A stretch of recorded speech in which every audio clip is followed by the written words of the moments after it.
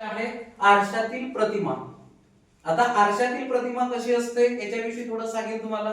जेव्हा आपण आरशाच्या समोर उभं राहतो तेव्हा उजवा हात वर केल्यानंतर कोणता हात दिसते आपल्याला तिकडे? डावा हात दिसतो, बरोबर आहे. आणि डावा हात वर केला बाहेर तर आतमध्ये कोणती प्रतिमा दिसते? उजवा हात वर केलेली. म्हणजे याच्यातून आपल्या लक्षात येते की आरशातील जी प्रतिमा असते ती कशी असते? उलटी असते. कशी असते? उलटी असते. तर आपल्याला आरशावर आधारित किंवा आरशातील प्रतिमा याच्यावर आधारित आपल्या स्कॉलरशिपच्या पेपर मध्ये काही प्रश्न येतात. तर त्यापैकी आपण अगोदर इंग्रजी मुळाक्षरे जे एबीसीडी मध्ये असणारे एकूण 26 अक्षरे जे आहेत हे आरशामध्ये कसे दिसतात याच्याविषयी आपण आता पाहणार आहोत. पण याच्यामधले काही अक्षर असे आहेत की जे सममित आकाराचे आहेत.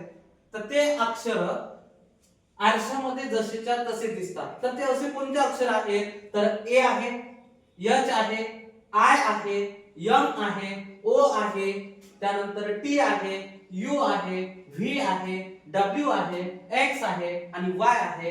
हे जे अक्षर आहेत हे आरशामध्ये जसेच्या तसे दिसतात.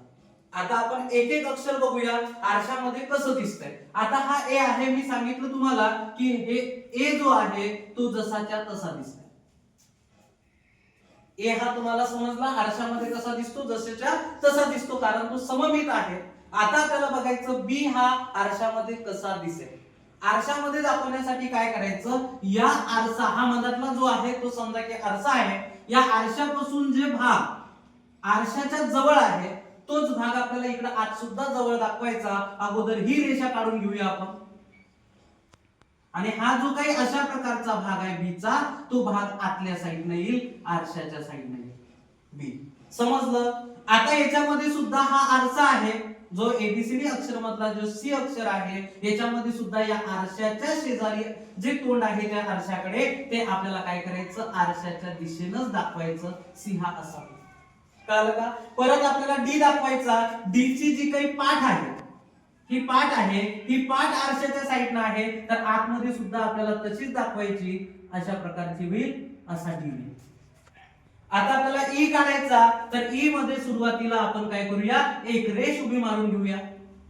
हे जे काही तीन रेषा आहेत त्या आरशाकडे आहेत तर आत सुद्धा आपल्याला त्या आरशाकडेच दाखवायच्या.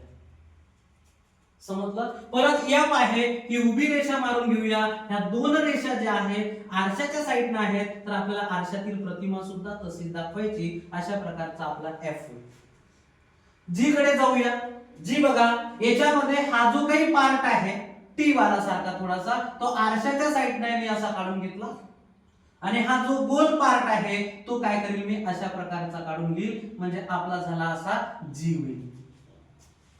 एच मी सांगितला की तो आरशामध्ये जसाच्या तसा असतो. आय सुद्धा आरशामध्ये कसा असतो? जसाच्या तसा असतो. फक्त आता बदल बघा, जे या ठिकाणी आहे. जेच्या ठिकाणी काय आहे? हे खालची जी काही छत्री सारखी दांडी दिसते ती बाहेरच्या साईडने आहे. तर आरशाच्या प्रतिमेमध्ये सुद्धा ती काय होईल? बाहेरच्या साईडने होईल. अशा प्रकारची जशी इथं बाहेर आहे तशी तिकडे सुद्धा ती कशी होईल? बाहेर होईल. आता इकडे बघा या आरशाच्या साईडनं दोन अशा प्रकारच्या आपण केलेल्या केच्या ज्या काही दोन काळ्या आहेत त्या आरशाच्या आतल्या बाजूला अशा प्रकारचं तोंड करून आहे. तर आपल्याला सुद्धा आरशाच्या साईडनंच दाखवायच्या. तर अशा प्रकारचा हा के होईल. एल ची तशीच आकृती तयार होईल. बाहेरची जी लांबची रेषा आहे ती मी काढली अशी. ही आडवी रेषा आहे ती आरशाच्या साईडने आहे. तर आरशाच्या साईडनंच आपल्याला ही काढायची आहे. परत आता इकडे बघा यम जो आहे मी सांगितलं यम हा सममित आहे. हा जसाच्या तसाच राहतो. फक्त बदल होतो, सर्वात जास्त गोंधळ होतो मुलांचा यन मध्ये. तो यन मध्ये कसा गोंधळ होतो? अगोदर आपण अशा दोन रेषा काढून घेऊया. आता याच्यामध्ये हा जो कोपरा आहे इथला हा जो कोपरा आहे तो आरशाच्या साईडने आहे. तर आपल्याला हाच कोपरा काय करायचा? आरशाच्या साईडने दाखवायचा. तर यन असा होतो. कळालं? त्यानंतर आहे ओ. ओ ही जसाच्या तसाच राहतो. पी जो आहे एक लक्षात ठेवा, आरशाच्या बाहेर जर पी असेल तर आरशाच्या आतील प्रतिमा जी तयार होते ती लहान्या एबीसीडीतल्या क्यू सारखी होते. म्हणजे आपला असा प्रकारचा बिंदू. आता जो मोठ्या एबीसीडीतला क्यू आहे हा अशा प्रकारचा गोल आहे. आणि याच्यातली जी छोटीशी जी काही आडवी रेषा आहे ती आतल्या साईडनं आहे, तर इथं सुद्धा आपल्याला आतल्या साईडनं लिहायची आहे.